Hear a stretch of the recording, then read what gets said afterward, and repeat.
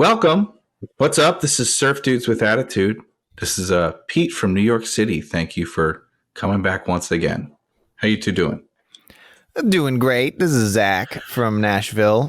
Doing very well. How about you? Great. I am great. I'm George Howell, the show's producer, and we are not surfing today, friends. Oh, no. Actually, where are we going? When this was started, because we had some scheduling mishaps today, I got a frantic text from Zach saying, guys, it's snowing today. I want to go out play in the snow. Can we push back the recording? It has actually happened, and luckily we got it all worked out. But it has snowed today, so it is the opposite of surfing. And I want to say we didn't even push the episode. We're on our normal recording time. We didn't even involve George. I was like, I don't want to stress George out. I don't want to make a fuss just because I like playing in the snow. You get it once a year, so it was totally understandable. I hope you got your toboggan out and you fucking sledded your heart out. I had a great time, and it ain't gonna thaw for another week, so I think I'm gonna get a bit of this. Without sounding like an old man, like how many inches of snow did you get? About 6, which is a lot for Tennessee. Wow, that's a lot. And we're gonna get some more. Yeah, it's wild. I got some inside my boots. Damn, kid. I know. You hear that, people? So when was the last time it snowed where you live? Last year. We get about one a year. Yeah. All right. Sometimes two. Those are wild times. I don't think we're gonna get more than that's called a blizzard. Yeah. It's nuts. No, it's in the teens. This is it's pretty chilly here. Snow in Tennessee, that's different and new. And you know what else is different and new, guys? This is our bonus episode. This is a new thing we're going to be doing where we're gonna paddle away from California dreams for one episode, and we're gonna take you on another journey. This time we're going a bit north. We're going to the Bay Area, and we're gonna be reviewing Full House today. Are you guys excited? I can't wait. Or is that a question for our audience? Maybe rhetorical, but okay. Well, I hope they answer it because I did. I don't want to be the only one out here answering your rhetorical questions. That's okay, George. Otherwise, it's an echo chamber where I'm just yelling into the void. But we're going to be so excited. Are you?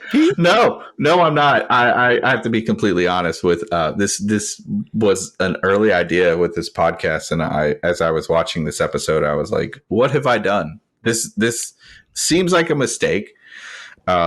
I have gotten cuddled and nuzzled and nestled into the bosom of California dreams these last 8 weeks that we've been doing this. And I'll be honest, I really missed it as I was watching this god-awful episode of Full House. We chose this because this is in a similar vein of music oriented. This is season 8, episode 18, where Stephanie starts a band. It's entitled We Got the Beat, and originally aired February 21st, 1995. So I hope everybody has watched the episode because we're about to talk about it. Yeah. What has both of you, George, what is your experience with Full House as a man in your 40s? As a man in my 40s, I watched all of it. What was it? TGIF that it used to be on? It was. I mean, that used to be that when you were a teenager or a child or whatever time this came out. That was what you did. That was your Friday. Yep. So Zach was a 5-year-old. This is what he was doing. It's true. Yeah, it was Full House and then Urkel, and that was your weekend. You do know that the show is not called Urkel, right? Yeah, I know it's called Family Matters. Okay. Just because there's people out there that do not. We all called it Urkel Hour. So I do have to say that watching the intro to the episode, all I thought about was 20 years ago when we went to San Francisco and we demanded that we get in front of the Full House houses at that park. Oh, Did we? Did we end up doing it? We did, yeah. We laid around in that park for probably 45 minutes to an hour just staring at the houses because we went. You're right. We went to Golden Gate Park in 2004. That was on the other side, though. There was another park in front of the houses in the opening. Sure. Yeah. Damn, that seems like a very us thing to do in 2004. Where are these pictures now? Is there any way that you guys were taking on disposable cameras, man? I don't know where camera phones. Yeah. Okay. You don't have picture books. You don't have. We have no photographic evidence this exists. So I just hoped you'd have like a best friends photo album that you had made that included this trip together. I am wearing my heart locket. I'm wearing the other half. And lo and behold, if you open it up, there's a little picture of us. Right. Zach, that's crazy. And it's outstanding. We each have a picture of Zach. We didn't even know him. It's great. Yeah, I mean, I'll be honest. I had watched every episode of Full House a bunch. I used to joke that I was like, "Oh, I know like everything about Full House. I'm a trivia guy." Rewatching this was tough. This was really hard to get through, and this was horrible. I am just firmly Team California Dreams. Not that anybody's pitting these against each other. I will say that this is. I think you'll be outmatched if you do. If you try that. I wouldn't. I think so too. I think that Full House is a rabid fan base, and the fact that it got a reboot and it went, I think, 4 seasons or something. It's just bonkers that anybody wanted this to come back. And I understand its appeal because it's a family life that is not achievable. I have thoughts on the reboot, and I have thoughts on the original. I will say that the episode that we discussed or we watched together is 5 episodes from the finale. So I think they had completely phoned in the last half of this season. It's, even by Full House standards, it's real fucking bad. There's too many people living in this fucking house, and it's real annoying. And it's just like, these subplots are just so stupid at this point. But so I don't know. I think go ahead, George. Zach. Well, rock, paper, scissors. Oh yeah, Zach, what is your experience with this? Rock, paper, scissors, shoot. All right, I win. So my experience, which is what I was going to say, I watched the show a bit like it was something that always existed. You know, I've always been aware of this show, but I haven't watched every episode for sure. I do remember it being better than this episode. So I think you're right. There is something to it being the end of it, and they're just kind of coasting on it. They know they had to fill out the rest, but I remembered it being better or more entertaining. Some of that could just be I was younger and things are more exciting. Limited television, so anything that was on TV for myself was pretty exciting. It's completely interesting because as children we're impressed by anything. And when we were doing this podcast and George and I were talking about other stuff that we could possibly do, like the idea of doing other media that had to do similarly with starting a band or being in a band and all that, like Full House definitely pops up because of Uncle Jessie. But I specifically remembered this episode where Stephanie starts a band and they play a song by Ace of Base and they fucking suck. So in my head, I was like, oh, this is going to be ripe for content. And as I'm watching the fucking episode, it's like, this is barely about that. And it's all just tied up in a fucking sad ass bow at the end. And this is just about on par of the bad no music episodes of California Dreams. Yeah. There will be a bunch. And I wonder, so I hope this is not turning everybody off who's listeing to. Yeah, like, okay, I can skip this episode. This is apparently not going anywhere. Thanks for your extra content, guys. The bonus content we all regretted making. Well, I hope they want to see us suffer is the point. Like, we're watching this so maybe you don't have to. And I can even put a disclaimer on some of these episodes. Like, you know what? You're probably good just to listen to it, and you don't have to like do any research beforehand. But with California Dreams, we want you to follow along. Exactly. To set the scene, continuing on what you said about how you thought this might be toward the end and they're just phoning it in. I don't know if it had happened at this point, but season 8 was definitely going to be the last season on ABC. They were planning on doing season 9, switching the production over to WB. And John Stamos said, all right, I'm out after season 8. That's it. Oh, and wow. Candace said, I'm going to college, so this is going to be my last season. And then they all collectively decided to end it after 8 seasons. I don't know when that took place, but that does alert you a little bit to the change in quality. It's so interesting because the end of this series, it's the most anticlimactic ending. Michelle is horseback riding, falls off the horse, hits her head, loses her memory. So the entire episode is now about everybody telling Michelle who she is, who her family is, and how important they are. And the only way she regains her memory in pure cartoonistic fashion is for her to hit her head again. And that's the end. And that's how the whole series. Wow. This show deserved better, and that's saying a lot because like this show sucks. I don't. You think? Don't. Have you seen this show outside of this episode in a while? No.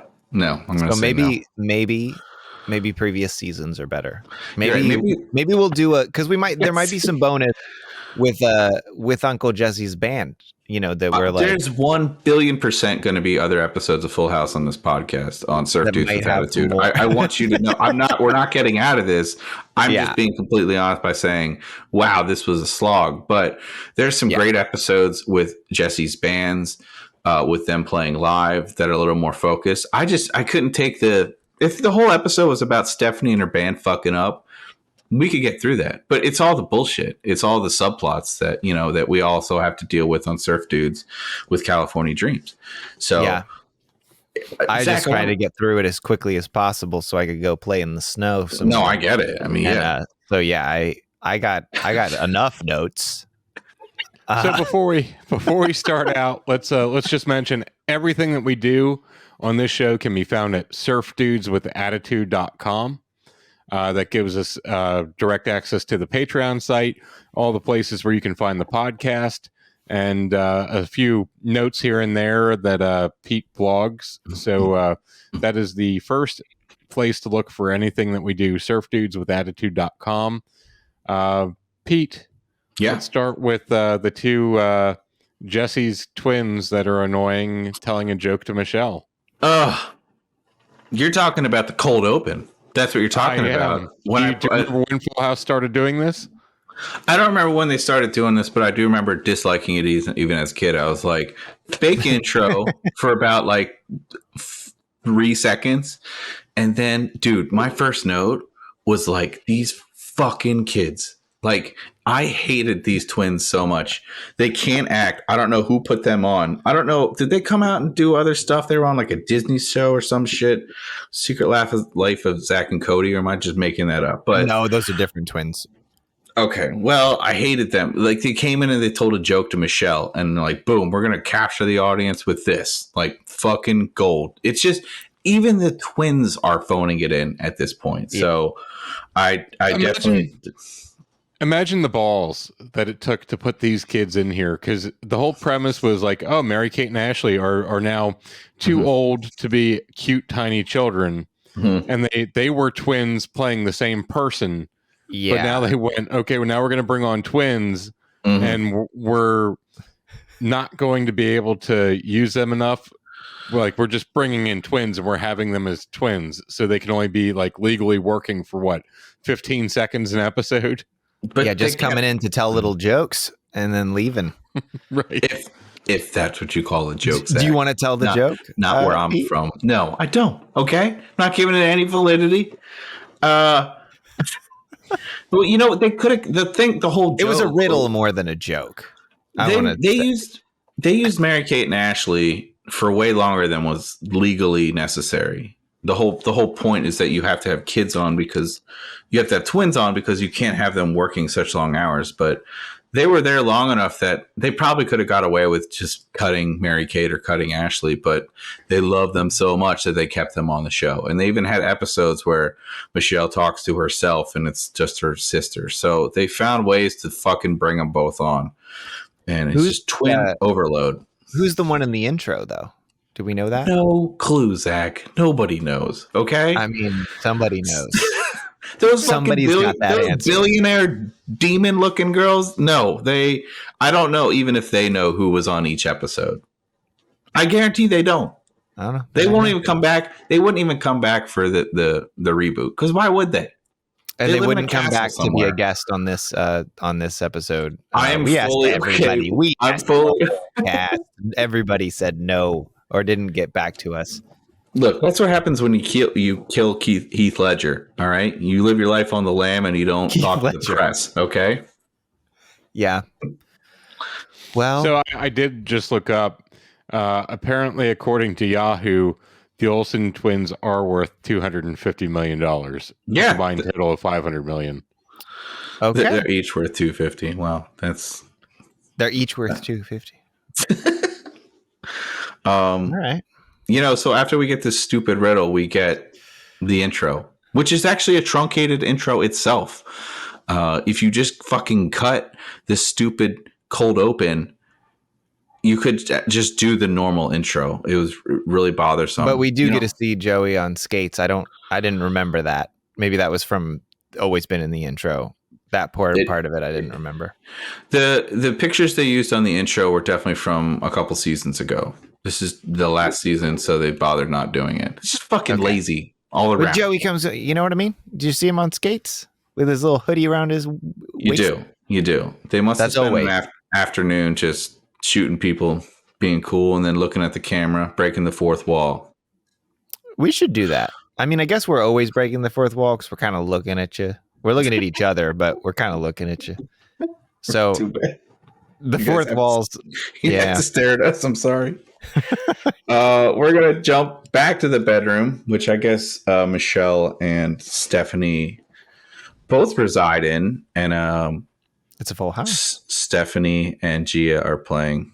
I don't know what they're playing. They're playing a couple chords. They're using some tricky fucking editing here to not show Stephanie, because let me say, throughout this entire episode, her finger work is hot garbage. It's wild. I went on a fucking crazy like space chord chart to find a chord that she played accidentally. So we'll get to that later. But Gia, who always had a crush on because she was the bad girl, bass player, of course. She's actually playing. Good for her. That's great. I don't even know. I will say this episode does sound more live than like California Dreams. Like California Dreams, you can tell when when they start playing a song, you can tell they're miming along audibly. Like this one though, I think because it like not necessarily in a good way, but it's because they sound bad, and that's part of the point of this episode is that they're not a good band yet. But like it sounded live, and I appreciated that. What vocal effects were they using on Stephanie? Was that chorus, or there was something definitely on there to either mask that she wasn't a great singer, or just to make it sound more like it was a real band practice kind of a thing? Yeah, when they do Ace of Base, that's definitely all like pantomimed to a track. None of that sounded as live. Is that the part we're talking about? When they're but it didn't sound so processed, I think is what Zach is saying, which is true. Yeah. Like whoever was doing the sound editing put like 4 extra minutes of work into it, and it shows. Yeah. But as far as the audio, like she's definitely like, it's not just her. Like they're like doing perfect harmonies at some points, and then other points it's purposely fucked up to show that they're not totally rehearsed, which is something that we can relate to. But God, just you could have learned one chord. I would have rather Stephanie played one chord and just fucking kept what looked like a C at some point. She accidentally played a G suspended 7. I looked it up. Okay. And you know what? Sus 7. It was suspect because it was bullshit. Okay. I don't even know how much we want to get into what actually transpired in this fucking scene. But anyway, they're like, we have instruments. We learned 3 chords. Let's start a band. There's a dumb AC/DC joke. Jessie and Aunt Becky are in the room.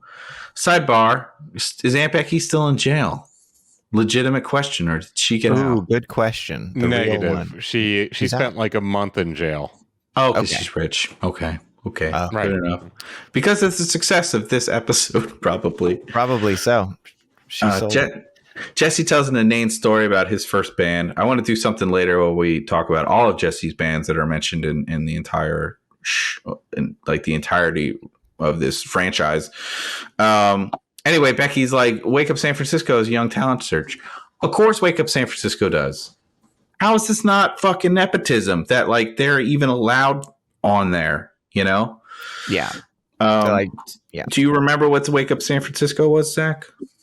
Is you mean beyond it being the show that that Danny and Becky like hosts? Yes. Yeah. Do you? Yeah, I remember that much. Okay. So it's in the family.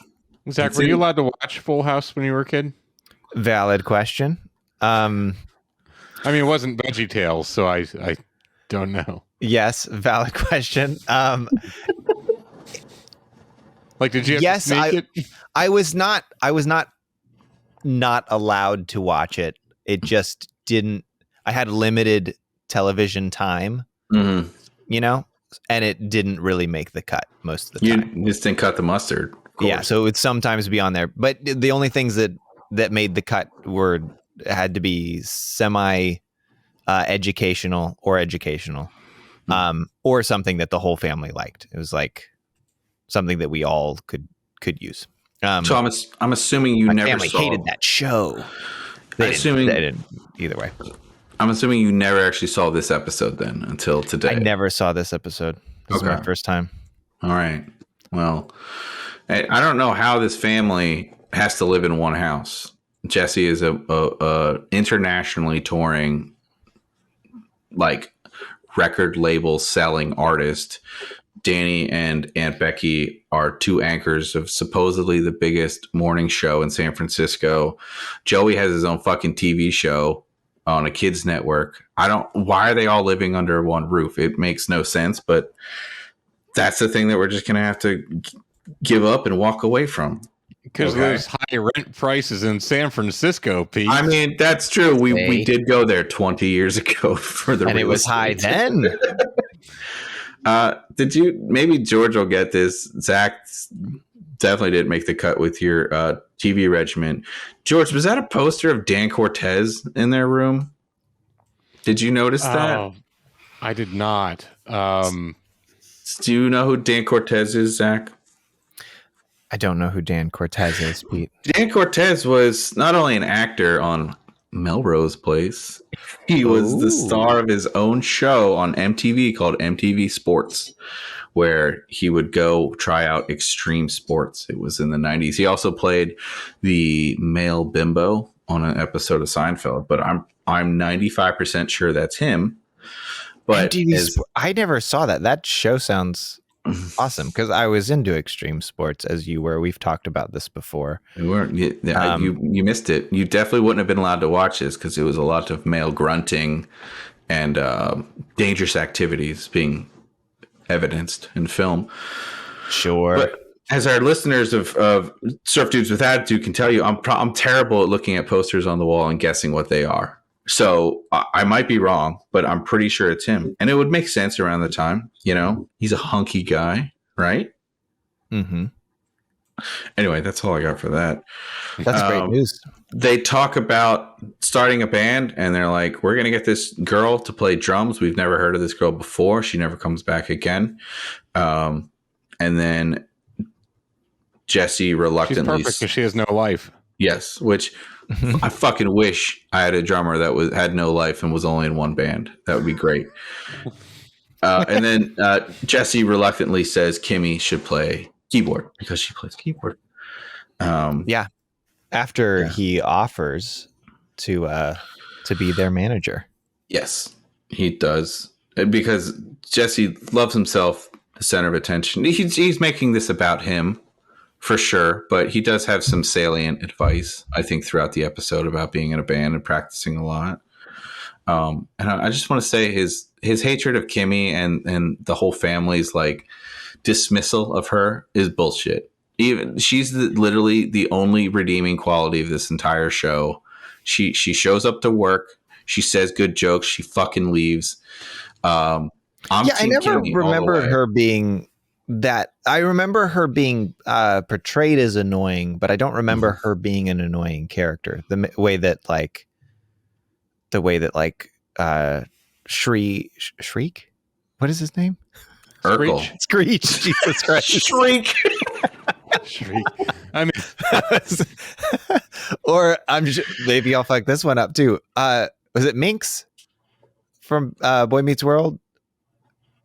Oh, Minkus. God. Minkus. Wow. Okay. Yeah. So like where these characters are like that are absolutely annoying, and you see why they're trope. The annoying neighbor, is annoying, but in a different way than either of these. But I don't remember Kimmy being like actually horrible or hard to be around. It was just like we're supposed to hate her. Why?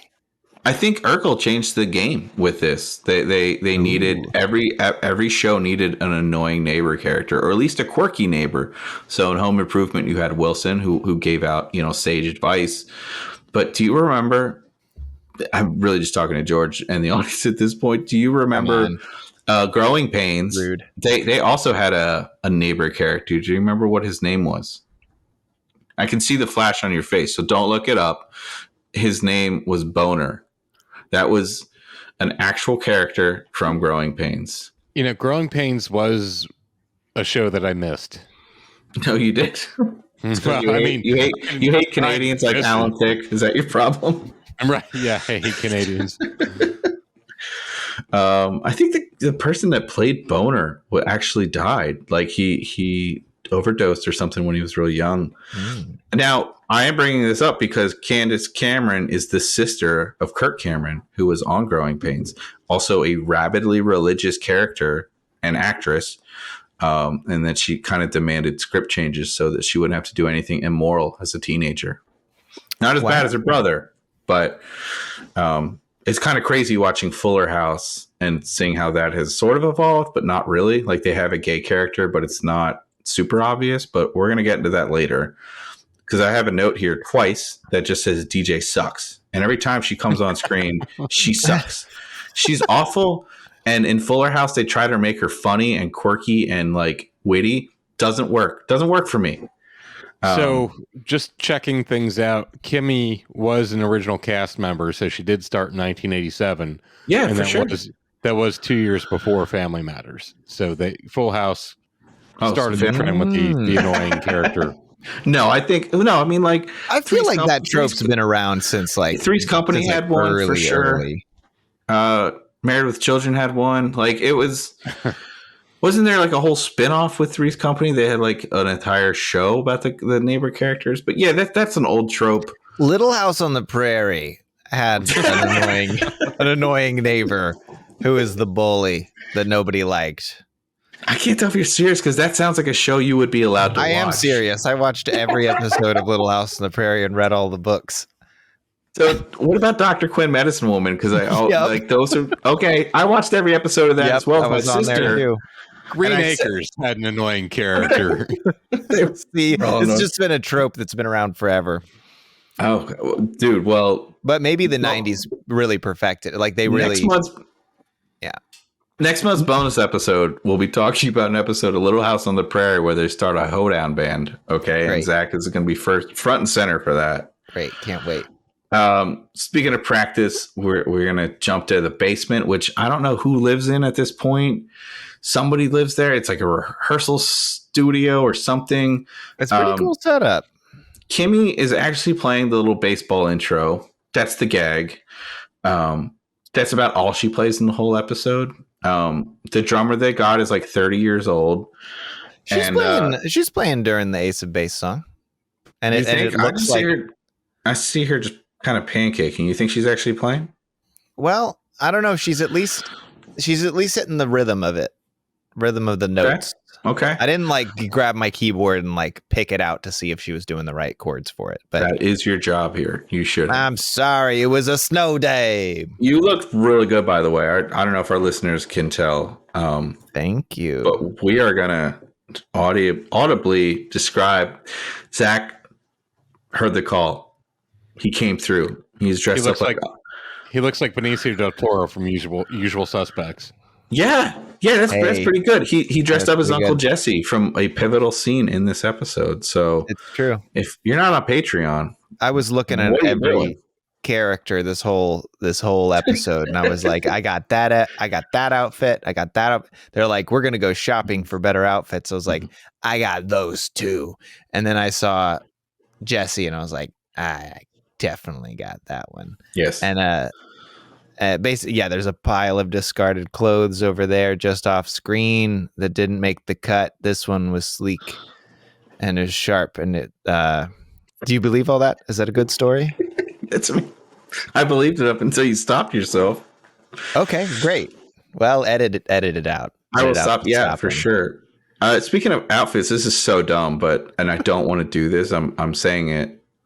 There's a guy in the background scene when they're at the Smash Club later, and he's wearing the exact same outfit that Jessie wears in one of these other episodes. It's just like just a tan sweater with the sleeves cut off and then like a black shirt underneath it. And I'm like, I know that episode, but I don't want to like watch a bunch of episodes to find this. So I don't want to make content about this, but I will if I absolutely have to. So it just means the costume department run amok. Yeah. That's it. Yeah. Do you guys do you want to do something different on this podcast? Do we just like not want to talk about the entire subplot of DJ? Like, do we just want to like skip DJ's? Do we just want to pretend it doesn't exist? Because I think the only time it really matters is at the very end when Kimmy gets involved, and I think we can sum it up pretty well. Yeah, we should talk about that. I do have issues with that. What were we going to say, George? I was going to say, in the interest of full disclosure and to shamelessly plug my other show, I do a show called Stock Gamblers. So, yes, I am interested in talking about stock, Pete. God damn it.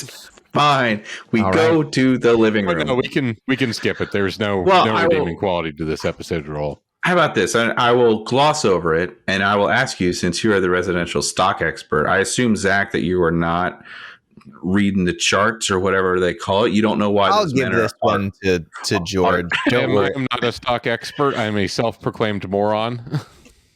Of the three of us, you are the auteur of the stock market here. Anyway, living room, DJ sucks. She's has some kind of accounting lesson in school, and she's with fake money. She's following the stock market. And she said she's up $6,000. And then she said she's also halfway through to buying a Miata.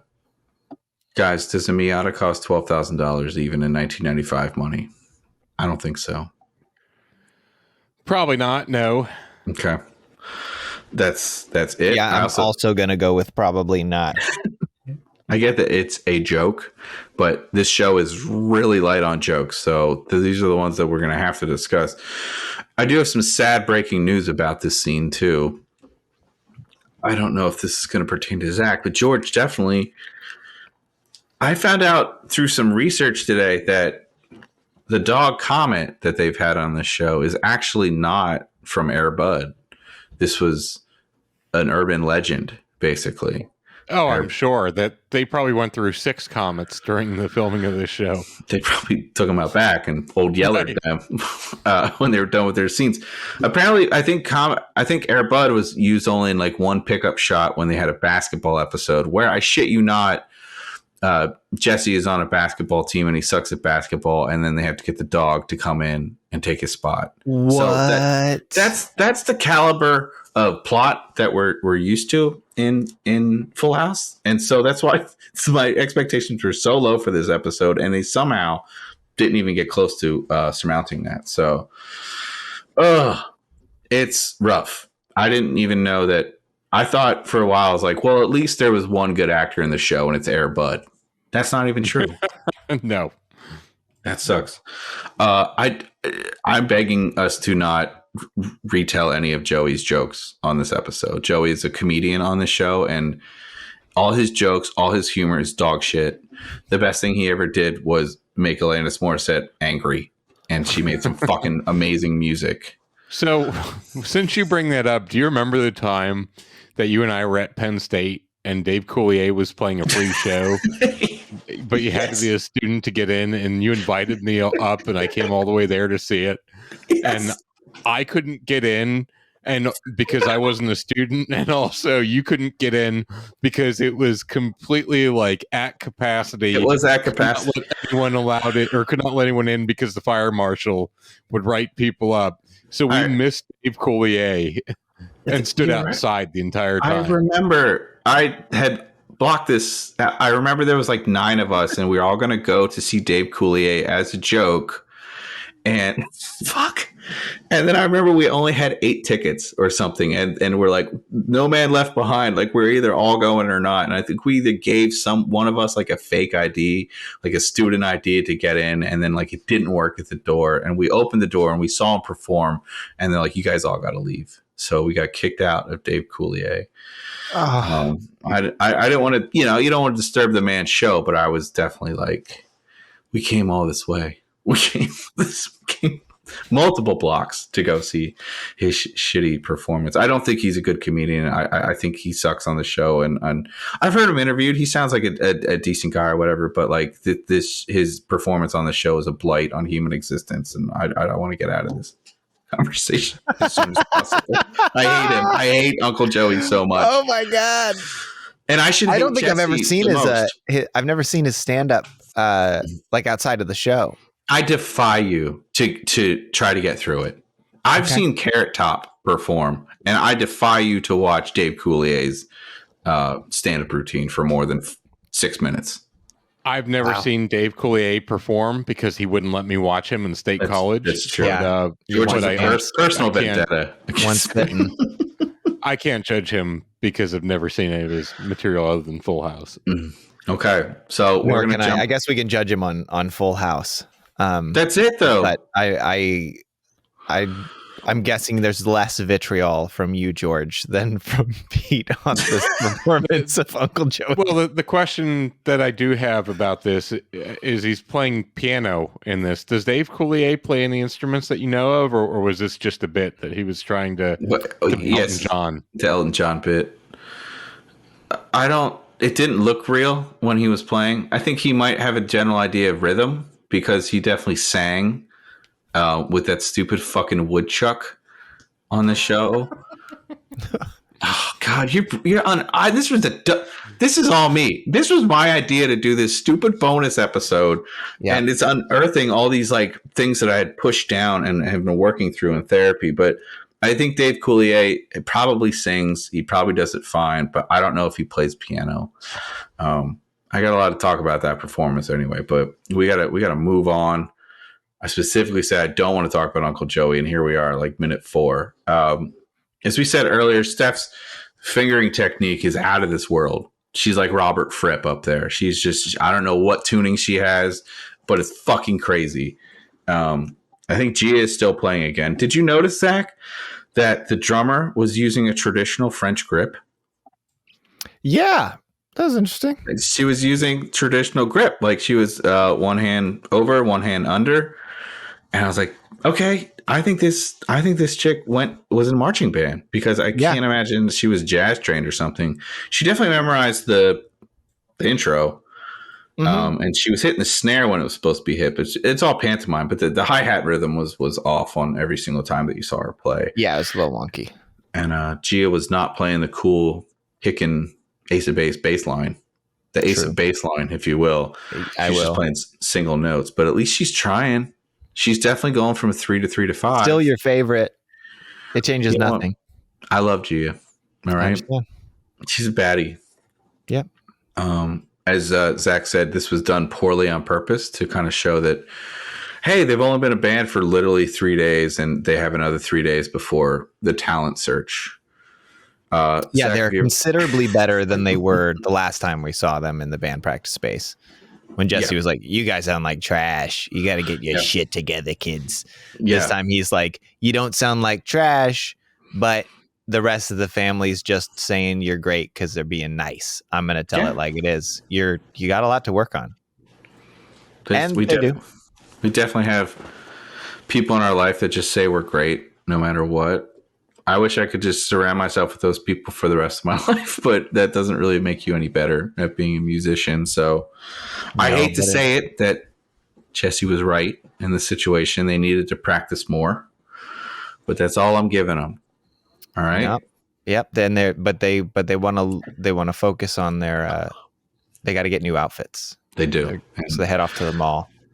Stephanie says her blisters have blisters. I think she means calluses, but whatever. If you have blisters, it means you're not playing properly. And it means your calluses haven't hardened over. So you got to keep playing.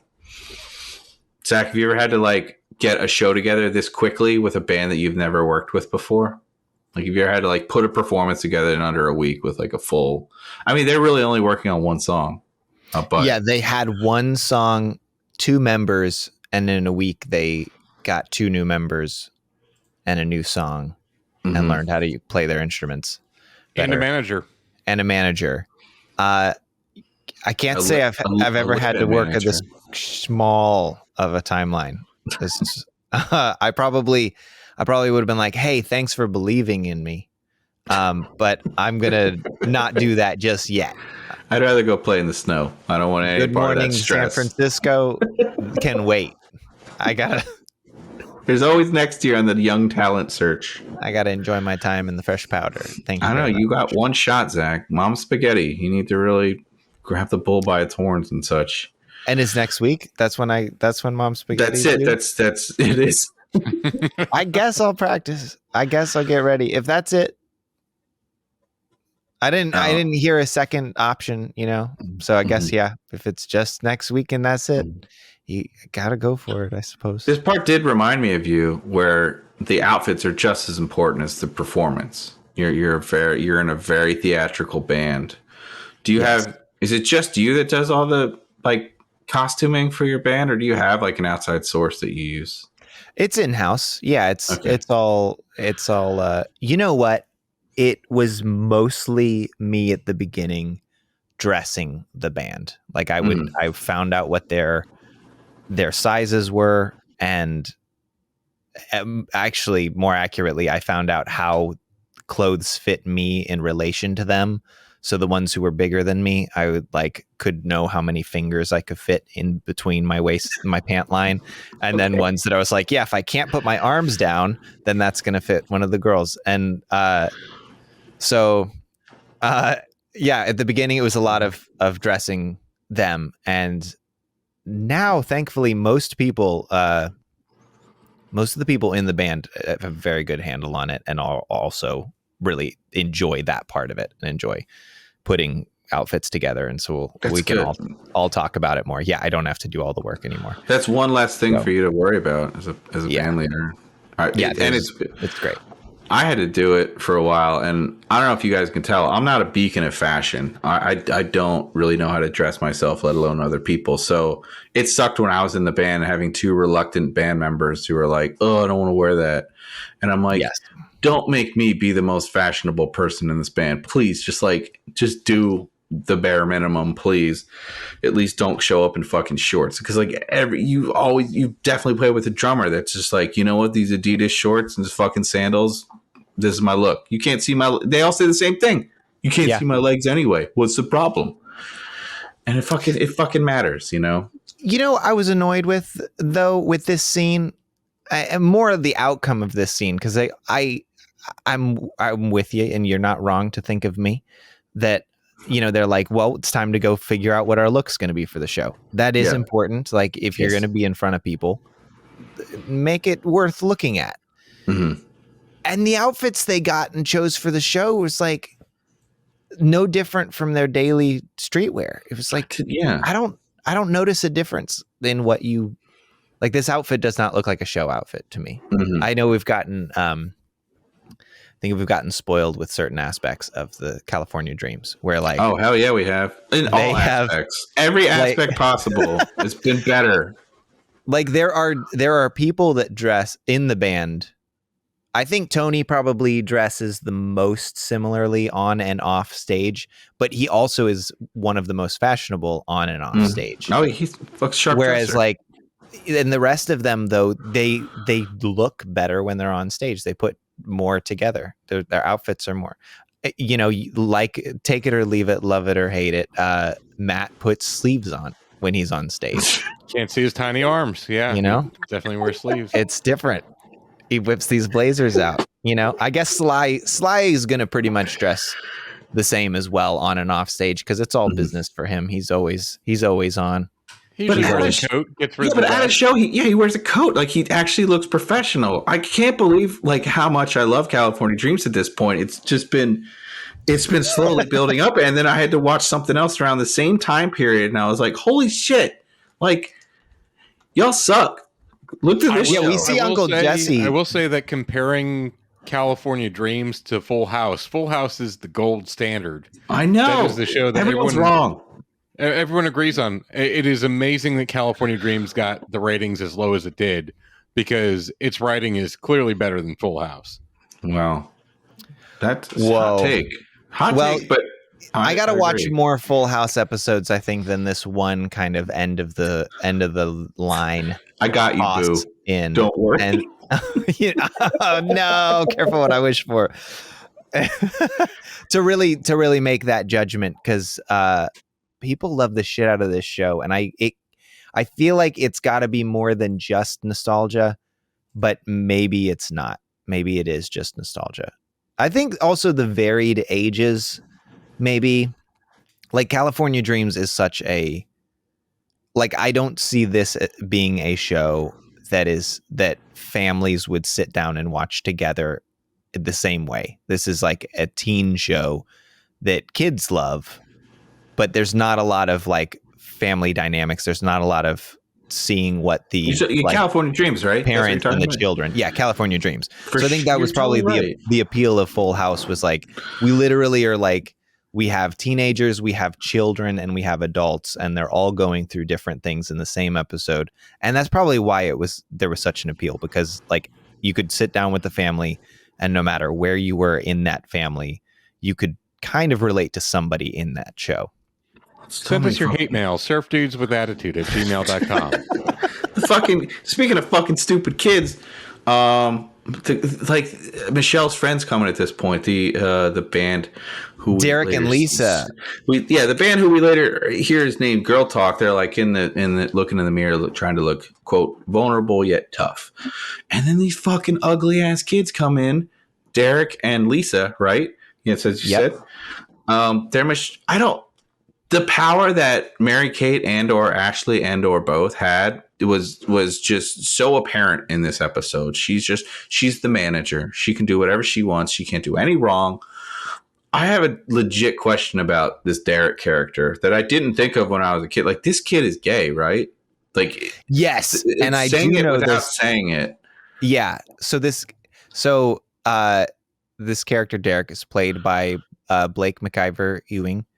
I might be mispronouncing any of those names besides Blake, but it's MacGyver. he was also in Little Rascals. He was the very precocious kid.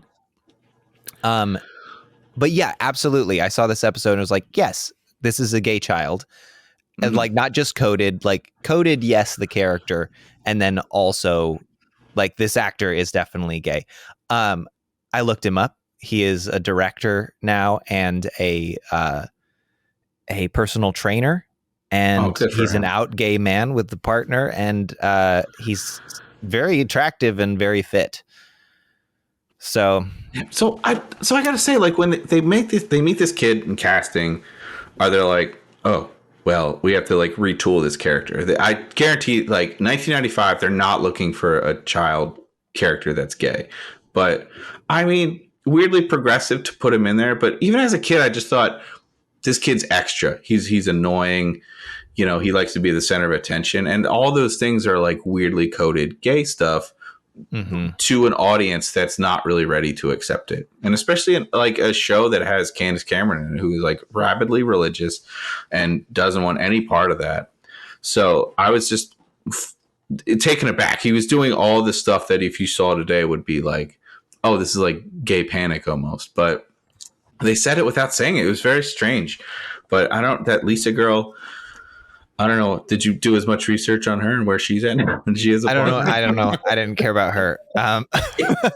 She did great in the talent show. But I'm sorry, Lisa. You were very talented. But okay.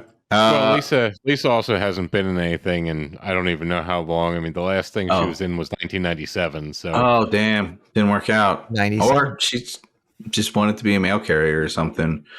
I think somebody makes Kimmy makes a joke like ABC or something, and A is not in the song that they're playing. I did look up the actual chords in the sign. It's not in there, so joke doesn't make sense. I demand an apology. And Jessie actually didn't know the chords. Yes, yeah, Jessie, yeah, because Jessie comes in and he's like, "You guys got to practice. Like, you guys are dicking around." And then she's like, "What? We're fine. Like, tell us anything that was wrong." And then Jessie, itemizes a litmus, or he itemizes a list of shit that they did wrong, and all of it was true. Yep. And then he said something actually poignant. He said, "Okay is not going to cut it." Steph said that we played okay, and it's true. Okay, it's not going to cut it, and especially when you play live, because it's so much different than rehearsal. You can even if you nail something in rehearsal, could fuck it up live, I think the way that they fuck stuff up in this, like knocking over a microphone, that probably wouldn't cause a catastrophe unless you were just not even a cohesive unit whatsoever. Anyway, do you have any thoughts on his kind of dressing down of the band, Zach? Yeah, he was right. I mean, I think the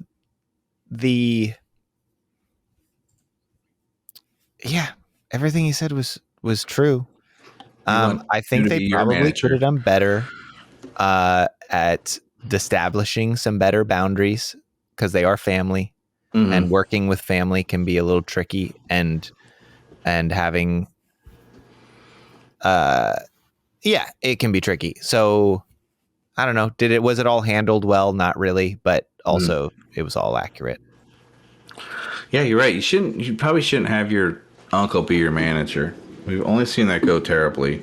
No, I'd be stoked if my nieces got into a lot of them play, or two of them play music, and I would be stoked if they started a band, and I'd be encouraging, but I would not be their manager. I don't know. Sorry if you're listening. They're not listening to this show. They're absolutely not listening to this podcast. Well, not anymore. They're hurt because you shit all over their dreams.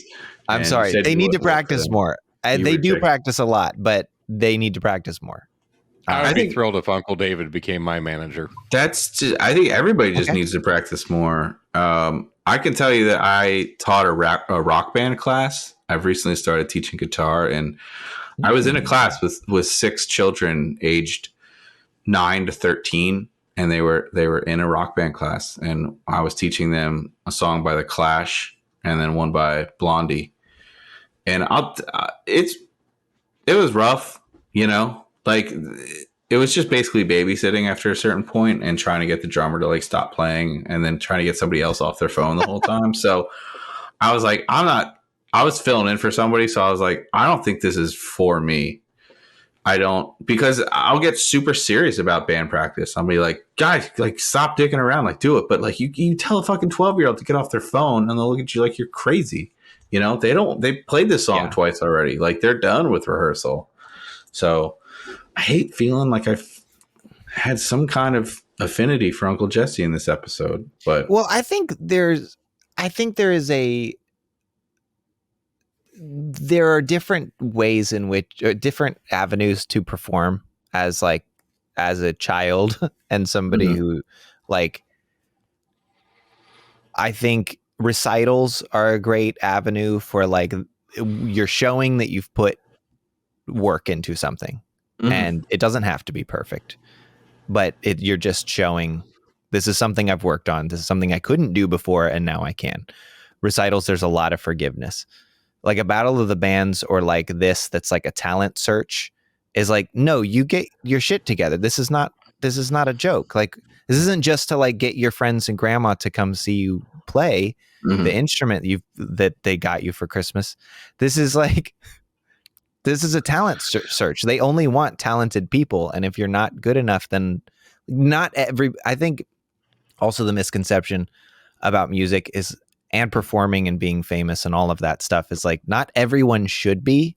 Not everyone should be famous. Not everybody should be successful. I think there are a lot of unrecognized people that will never get famous because it's not a fair industry, that will never get the recognition. But I think there's so many people that really should just do it because they love doing it and not perform or try to be successful or famous about it.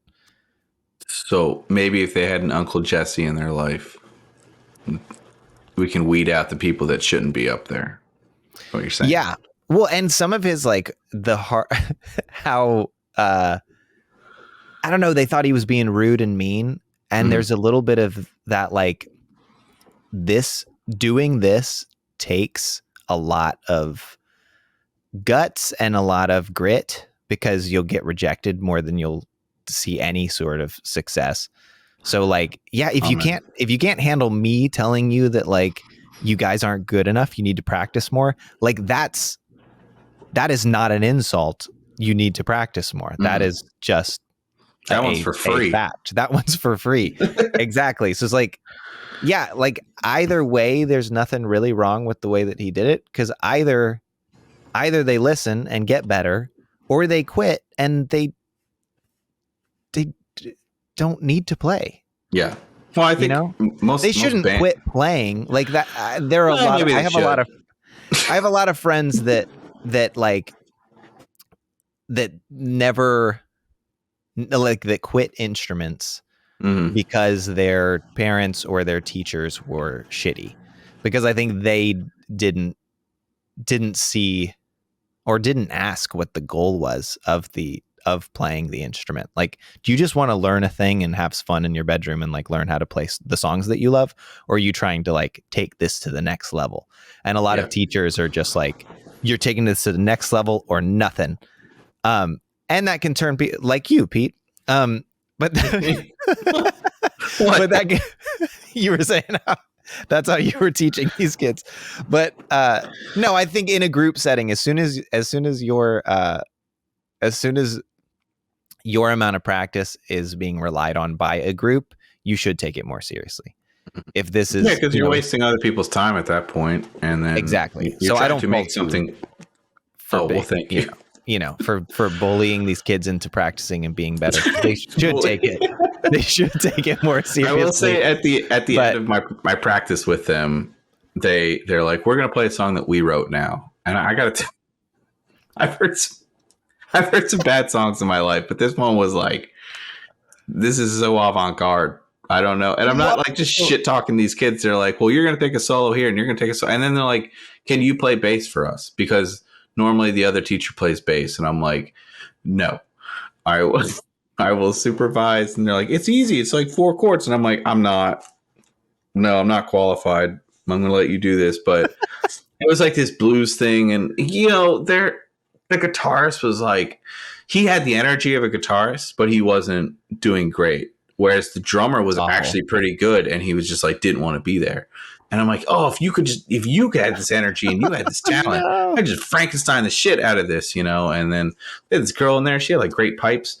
But because she was a girl, the guys like didn't want to hang with her and stuff. And I'm like, this is gonna change later. So this is your ticket to success. And I was like, you should join a band like Girl Talk. So absolutely. Anyway, I didn't mean to soapbox for so long about that. I appreciate it. That's why you're here. That's that out. You've changed since you put that outfit on. You're just way more confident. I have. I need to wear a blazer for more of these. Just episodes. That laugh right there sounded like Jack Nicholson and the Joker. Like it just great. So good. I love it. Thank you. We're bringing it together. This is the real me. I have one note when we go back to the kitchen, and it just says DJ sucks again. And I wrote nothing else after that. If anybody can tell me what, I think they're talking more about right. We'll get to that. We're gonna skip it, and then we'll talk about it later with Kimmy. But stuff.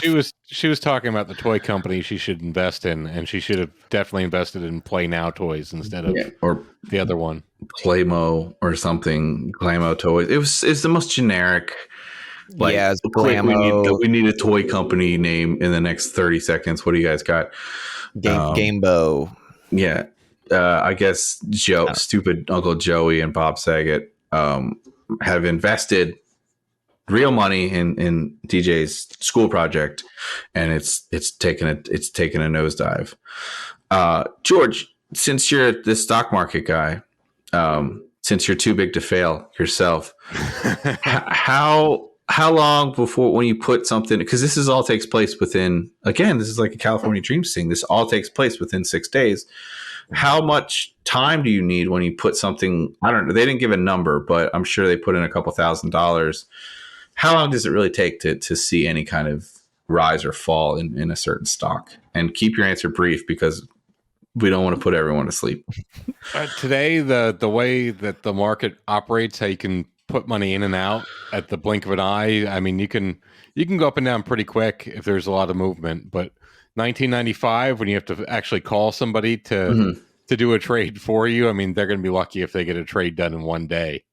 Okay. And so let's say everything goes through, and the next day, what? Like, you could see an uptick of multiple points in one day or something, and then could you get out that, like, if you invest on Tuesday, get out on Wednesday, could you actually see money on Thursday? Is that possible? Yeah, if you're a day trader, but they're not. They don't have a guy that they're calling, like this is Danny and Joey, Right. That's a good point. Can you at least tell us why all those guys are yelling at each other on the stock market floor? Because I still don't know that. It's a 41-year-old man. How is he going to hear everybody over all those people, Pete? They're making phone calls. I'm so glad DJ had so little to do with this episode, and we only saw her briefly. But we're going to go to the Smash Club, where I guess is she fucking bartending? How old is DJ at this point? She's definitely not allowed to serve drinks, right? But do you think that the Smash Club is like non-alcoholic? Because if there's any place lame enough, it's going to be the Smash Club. That's just going to be a dry ass location.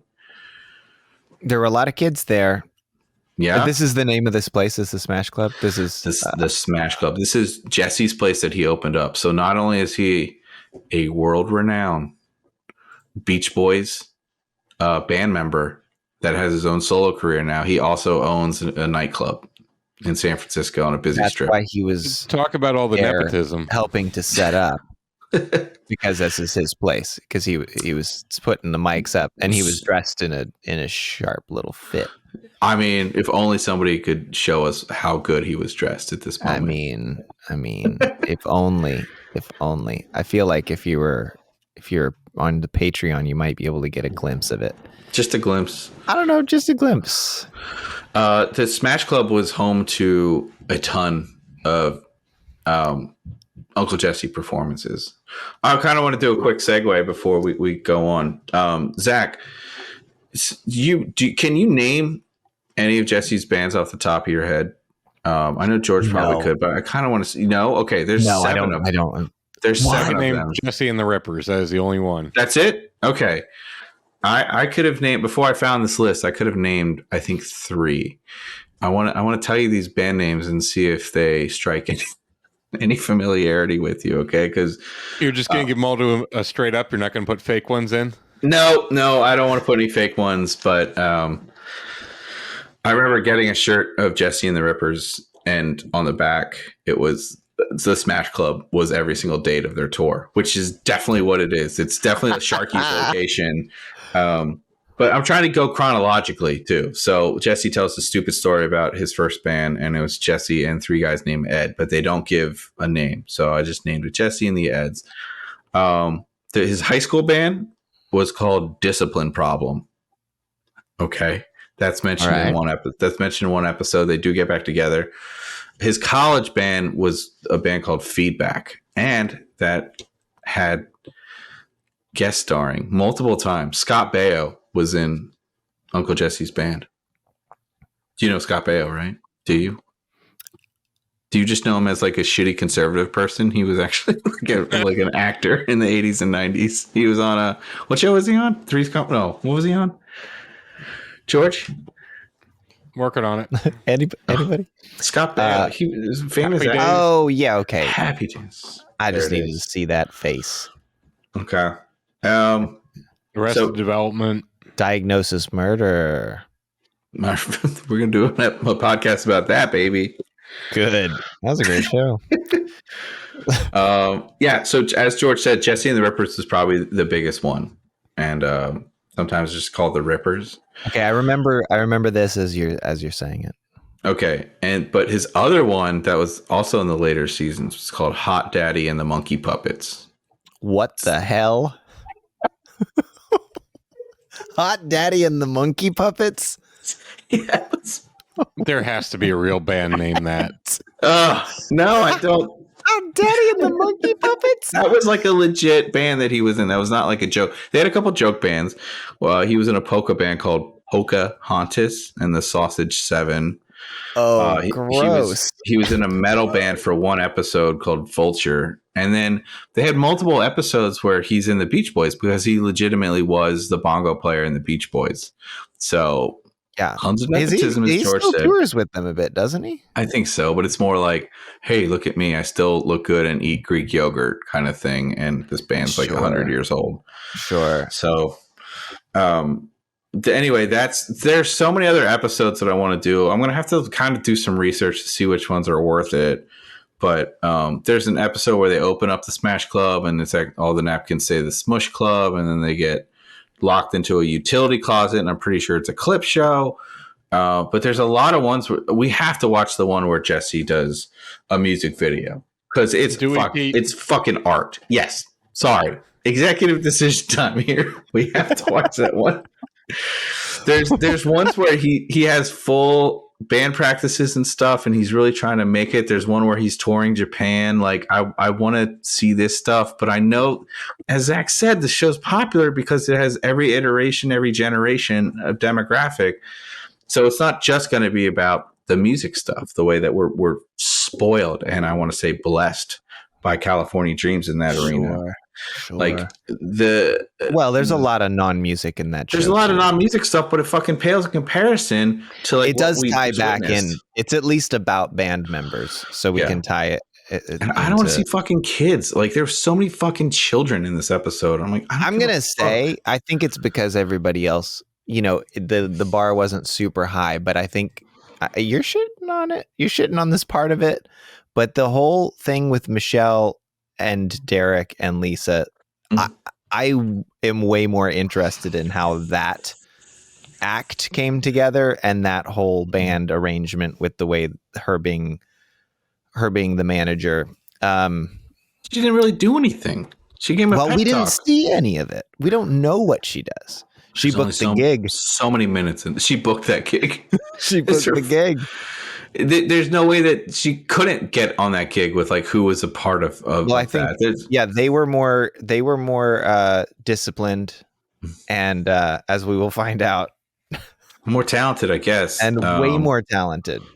Of course, the Smash Club is the scene of this. So you have two of the members in this talent search that is being judged, related to not only the people that are putting this on, but the location that it's being held at, which is just no. I just got to stand up for the integrity of the Wake Up San Francisco Young Talent Search. I think it's bullshit. I have a note here that says Jessie looks like he's in Scarface, and boom, Zach, you fucking nailed the look. Thank you so much. Look at that. And we're just going to put a bow into the whole stock subplot. Kimmy has a new keyboard being brought in. I guess she invested into the same company, but she held out for one more day and she was able to get it. So, George, was that awesome or what? There's no likeliness a minor is going to buy stock, Pete.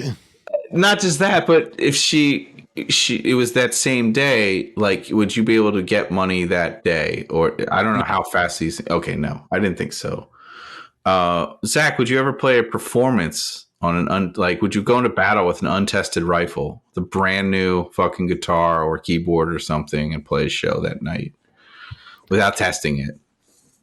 No, okay. I wouldn't. I think that's pretty ballsy. I think Kimmy's got some balls.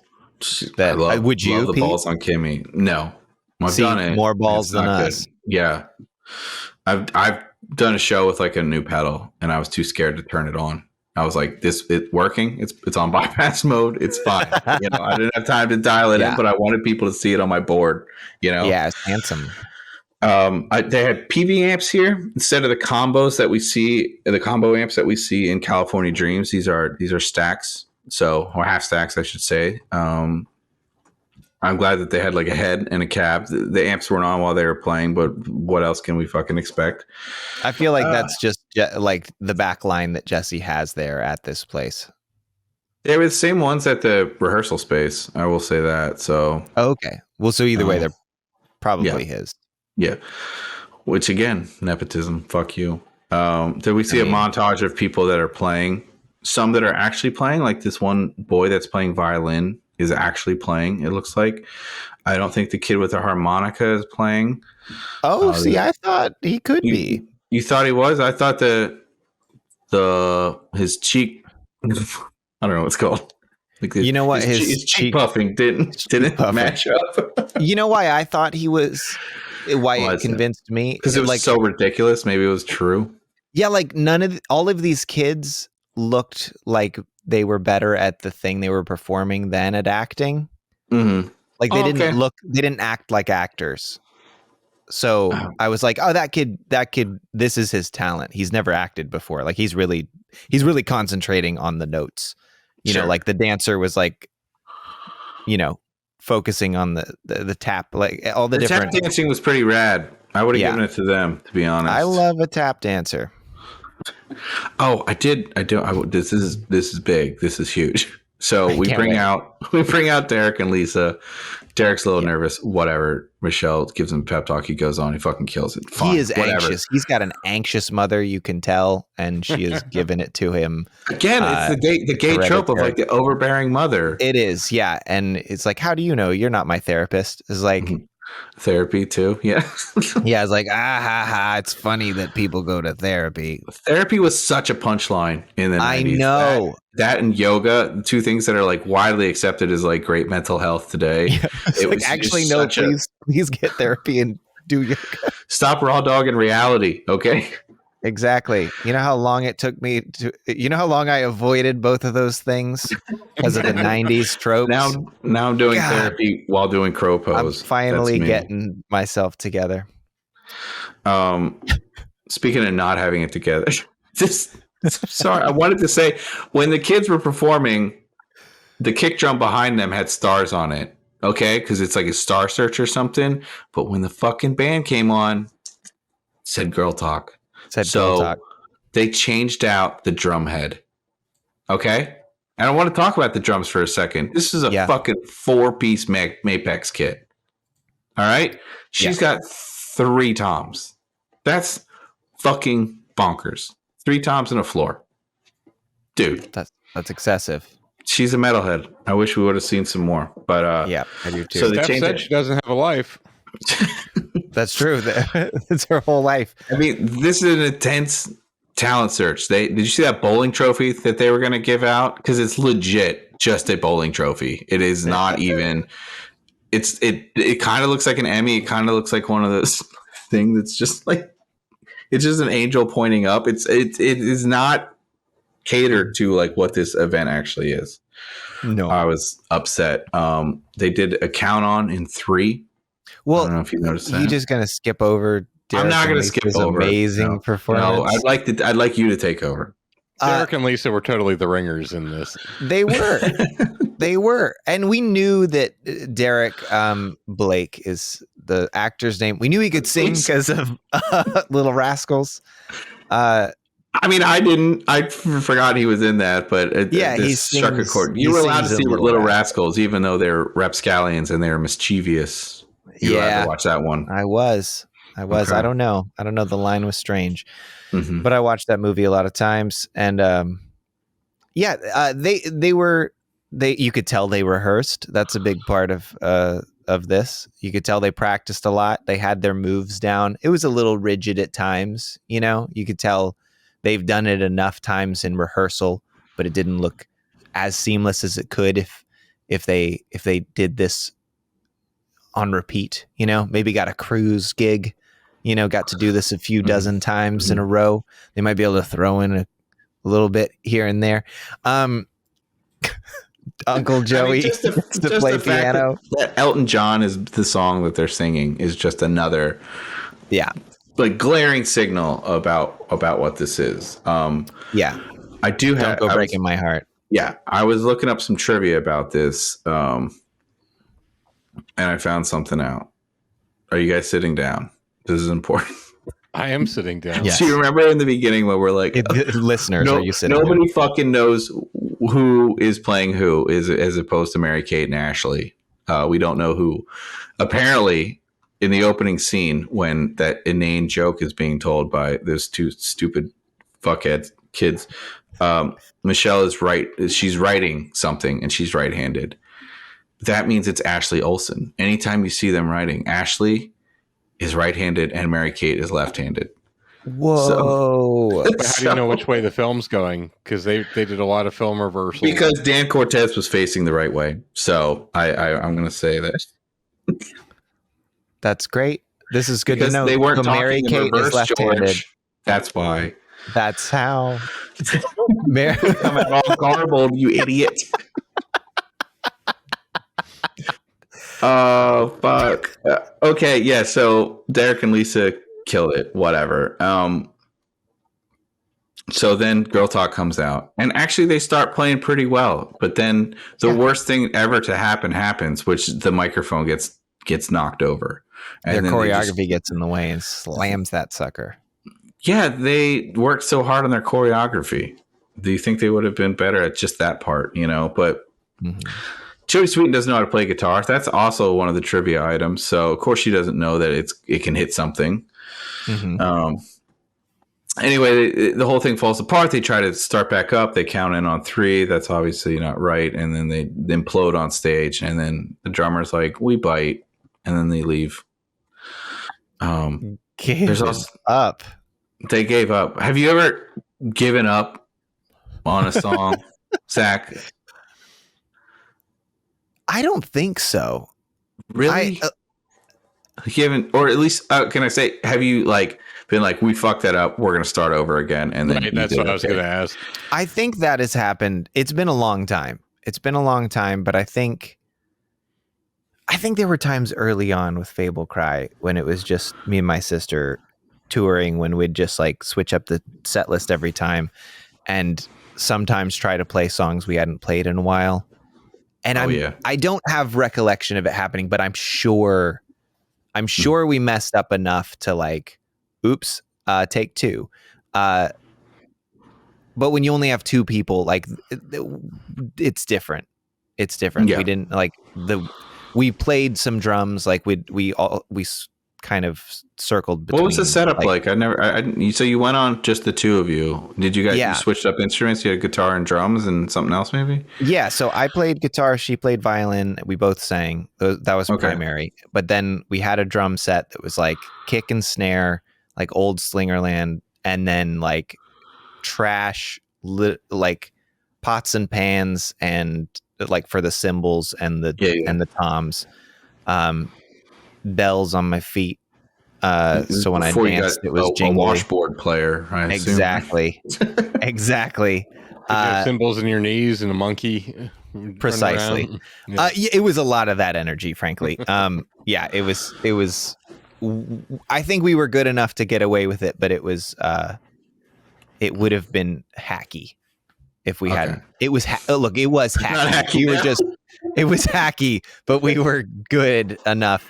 And it was funny. We told a lot of jokes and there was a lot. So so a lot of the songs that went poorly, like we'd turn into a joke and then like turn into a different song, or like, so we abandoned songs, but we played them off pretty well.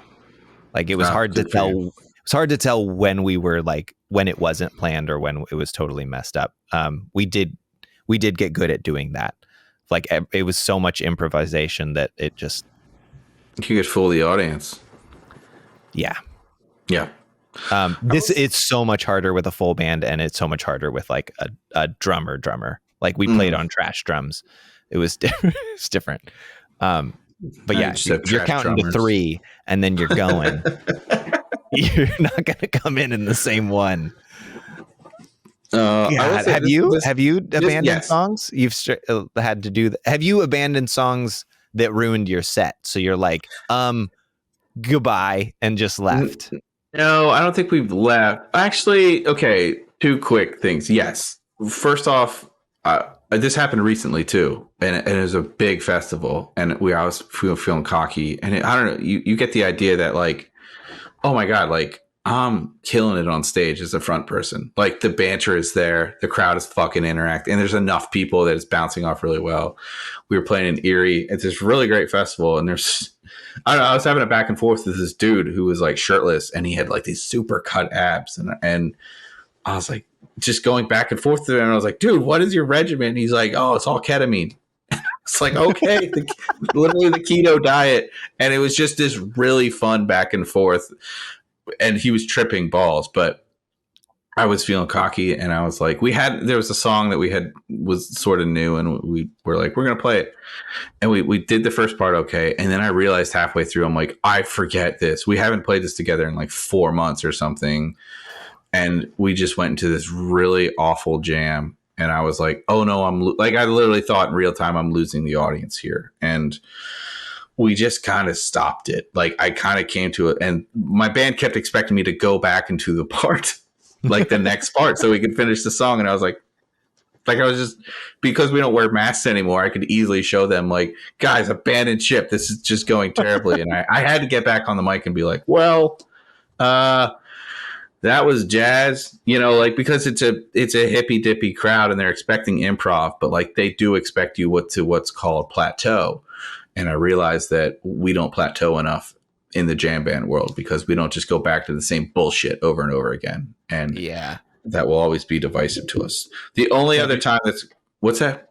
I was gonna say, do you think you did it subconsciously just because you wanted to screw with him because he was on ketamine? I wanted to fucking kill it when I'm doing well on stage and the band is doing awesome. Like I want to fucking leave them wanting more. Like we were supposed to play like 2 hours of that set, and I stopped after an hour and 25, and we probably could have jammed it out and bulked it up a little more. But I'm like, I want to give the other band a little more time, because like they came from a really far distance and they were only supposed to play like half hour. So like fucking let them have 50 minutes and leave this crowd wanting more. 2 hours is fucking overkill. So I didn't want to do that. So no, I really wanted to do well there. There have been times I wanted to get off stage. And the only other time that I bailed on a show during it was like, we had this really shitty cellist in the band. He was just this fucking really privileged dickhead. I can't say enough bad things about him. Like a great player, fucking genius, prodigy kid, but like just a condescending dick. He didn't care. He's just like, where's my money? Like, I'll play your dumb songs. He never really learned a lot of our songs. He would just fucking solo over them. So I already didn't want him.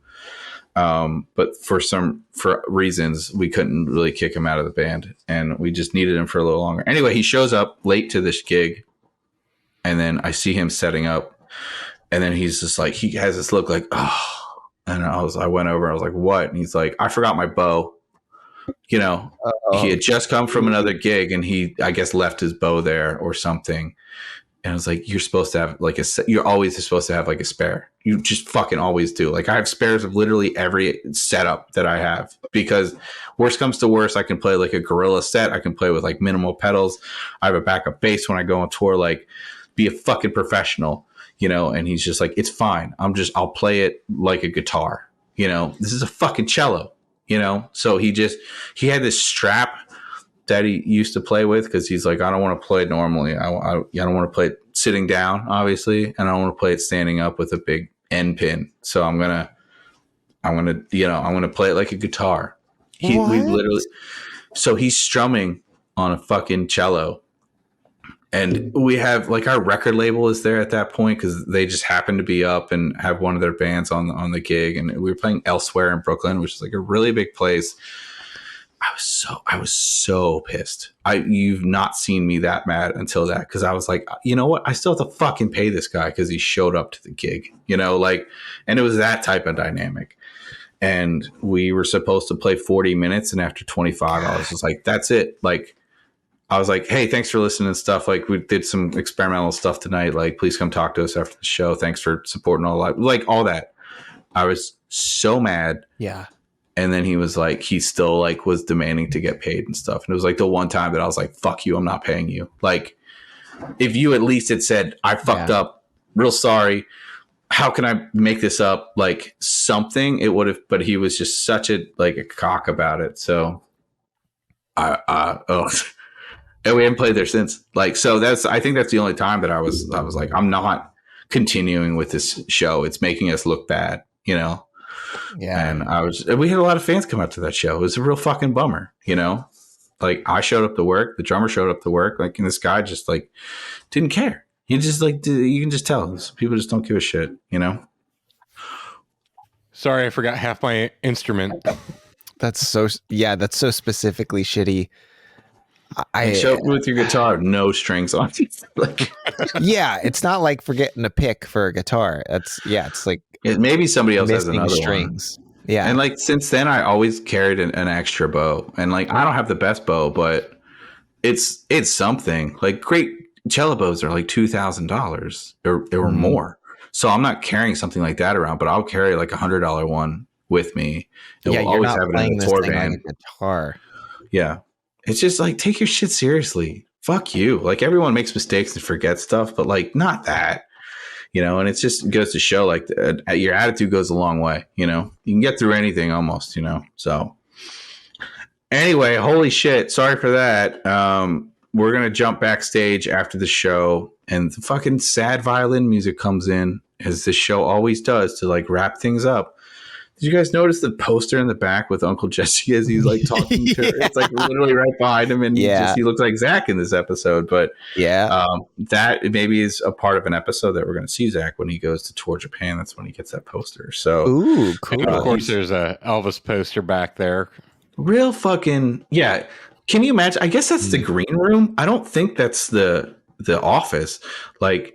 So that means like if you're going to play the Smash Club because you're on tour in San Francisco, like there's just this fucking mural of like the owner looking like he just came off The Young and the Restless. I would take a picture of that and fucking post it and be like, who is this clown? You know, thanks for letting us play at your venue. Yeah. So cool venue. But I kept thinking like, I wonder what the bricks are made of that they used for the props. Cause like, it's clearly a fake brick wall. Like no brick wall looks like that. Yeah. George, the bricklayer Mason on this podcast, so we really appreciate your insight. You're a stockbroker and you're a fucking bricklayer. I appreciate that. Now, did Full House? Did they film to a live audience? Did they have a live studio audience? Yes, but there's a lot of canned laughter in this. People are fucking going bonkers for every joke, and I think that's definitely producers being like, we need more kind of thing. Sure. But I remember they did a couple.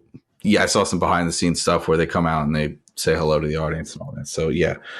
Okay. So this, it had to be mobile. It had to be something they could wheel out there. This room, this brick room, the Oz onto the stage. I mean, yes, I don't think it's actually a brick room, but it's not load-bearing walls, George. I'm sorry. No, George has confirmed it is not real brick. No, it's not. So that's kind of the end of the episode. Jessie says, I should have been nicer, but what I was saying was true. And she was like, okay. And they joke it out and they hug it out. Fine. She kind of admits, that it was true. Okay. Yep. You're totally right. And it takes a lot to admit that, but and then he also is like, I just didn't want you to bomb like I did my first gig, and then tells the story about how he also spent too much time on his looks and his hair and his hair, the hair gel made his hands. So he said there he played drums in this. He plays drums in his first band. Also, hair gel tends to make your hands sticky, not slippery. Good to know. But that would have been a grease thing, I guess. Yeah, he did say grease, didn't he? He greased his hair. You don't know. You were so surprised that Hot Daddy and the Monkey Puppets was his band name, but he played drums and sang at the same time in Hot Daddy and the Monkey Puppets. There's an episode where they need a new guitarist, and they have an audition of a bunch of guitarists, including a guy named Viper that starts dating DJ. But that's for Hot Daddy and the Monkey Puppets. But okay, see, and I don't remember what his bands sounded like. So that name. That name sound like Beach Boys. It's butt rock, yeah.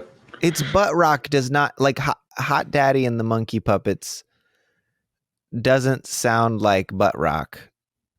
It's like that dad sounds rock. It's dad rock. That sounds like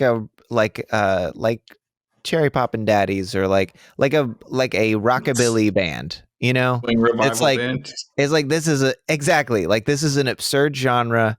And we're doing it, and it's fun, and it's just old rock and roll. You know what it is. This is what it is. The name's silly. We're a little bit silly. We wear goofy suits. We're also part of the PTA. You know, this is what we do one time a month. But he always kind of took himself seriously and his music seriously. He does. That's his whole thread about in this entire show. He's a serious silly musician. Band name. That's why I was shocked. I don't hate the band name. I hate it. Hot Daddy and the Monkey Puppets. No, I do hate it. That's a terrible band name. It's funny, but I don't want to play it. It's a little kinky. Yeah. I do want to kind of mention there when we came up with this idea. Very kinky. I teased the notion. I found out last week that there's actually a sequel to this episode that came out a couple years ago for Fuller House. You were alluding to. And guys, I watched it so you didn't have to. I am nixing the idea because I was going to say after this episode, I am not going to do that, Pete. There's no way. There's no. But I started watching it, and like an asshole, I started taking notes. Like it was a California Dreams episode, and I was like, "Why am I doing this? I'm not making these guys watch it." So I skipped all the parts that were not about the band, but I at least wanted some closure to Girl Talk. I think it's the first time they brought Gia back, so I think that was the only reason to bring her back. Even though she had a ton of episodes, she gives Stephanie her first cigarette. She gets drunk. She gets in a car accident, breaks her leg. She's just a bad influence all around. Wow. And I'm like, this girl's fucking awesome. Her and Kimmy just need their own fucking show. But I just quickly want to mention like what happens in there if you guys are interested in what happens to Girl Talk as they become 40-year-old women. Yeah, they become a mashup band and do really well. Well, so they didn't bring the drummer back. They say in the episode that it's the idea to bring the band back together is so ridiculous. It just is like, hey, we should get the band back together. Like, there's no rhyme or reason or whatever for it. You know, I guess Kimmy is writing songs or something, and she's like, let's get the band back together. And Steph is originally against it, and then they do. They don't bring the drummer back because they say she's touring with Beyonce now. I found something out that's like kind of sad and dark, and like that drummer, the actress that played her died at the age of like 40 of like melanoma. So I think that's why she wasn't in the episode. I think it would have been, they could have at least said something about it. It might have happened before. I don't know, but playing with Beyonce, I guess, would be the dream gig for a drummer. That's like the Farm in the Sky now for musicians that die before their time. It's like the dog going upstate. Yeah. Yeah. It's like, no, sorry. They're playing with Beyonce now. Well, just in pure California Dreams fashion, the amps aren't on when they're playing. But they all have wireless mics and guitars and stuff. They're all singing. It's perfectly mixed and stuff like that. But the show, it's dumb. DJ's the new drummer for some reason.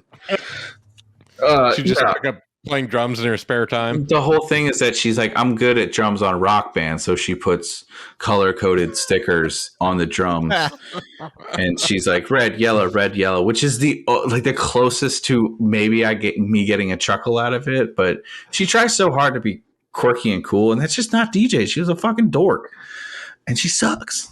So anyway, there's actually no climax. There's no resolution. They get together twice, and they're actually pretty good. But since G and DJ don't really like each other, that's it. That's the end of the thread. And then these kids have another fucking storyline about a garden. I swear to God. And that's it. I think the show is just too fucking meta. Like they actually have a flashback scene from this episode that we just talked about. And they're like, hey, remember when we started a band? And they had the flashback and they kind of look at the audience and wink. So I'm like, stop. This is dumb. I don't want to put my best friends, Zach and George, through this. I'm not going to make you watch this. I promise. Thank you. Did you know that Gia was in more episodes of Fuller House than she was in Full House?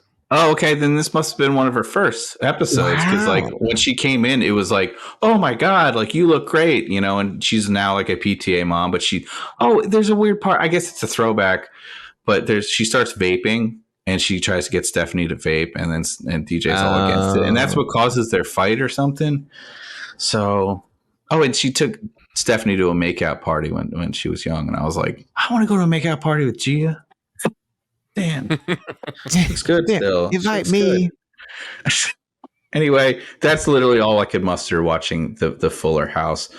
So I never want to revisit Girl Talk. I'm apologetic that I brought this up. I do think this is a good idea for us to like explore other worlds of bands, but like seeing bands, like being on tour, like playing a show in your hometown and having support, like you're gonna see some shitty bands. You have to sit through some awful fucking acts before you get on stage, and that's what we're kind of trying to show you is that we're not all created cut from the same California cloth. You know what I'm saying? It's true. It's true. I'm glad we got through it. Do you hear a joke? Yeah, go ahead. It has 4 legs and barks. I was so mad. I didn't even hear the punchline to this. I did not write it down. It's a dog. A dog. A dog has 4 legs and barks, Pete. Isn't it funny? I get that there isn't a joke and they're 2 toddlers telling this, but that's on caliber with the rest of the jokes in this episode. Like Joey still does the cut it out thing when he's done playing on the piano. Like what? Stop. What are you doing? You didn't even say a punchline. I've done that at least two times. I know. Of this episode. I know it's good. It's a nice. I'm gonna cut out the audio of you doing it silently. Okay. But yeah, that's the episode. We got through it. This felt a little different. I'm really looking forward to getting back to the California Dreams world, but we're never going to get too comfortable, and we're going to keep throwing this different stuff at you. If you really like what you're hearing, we got some extra fun content over on patreon.com/surfdudeswithattitude. We'll be back next week with episode 18, Battle of the Sexes. If you're following along on YouTube, and tell a friend about the show and give us a share and a like. And until next time, please don't watch this Full House episode. This is Pete. This is Pete from New York City. Thanks a lot. Thank you, Zach from Nashville. I'm gonna go play in the snow some more. Have mercy, Zach. Visit everything that we do at surfdudeswithattitude.com. And thank you for listening. Patrons, thank you for making the show possible. You keep everything going. This is George Howell from Hershey, Pennsylvania, signing out.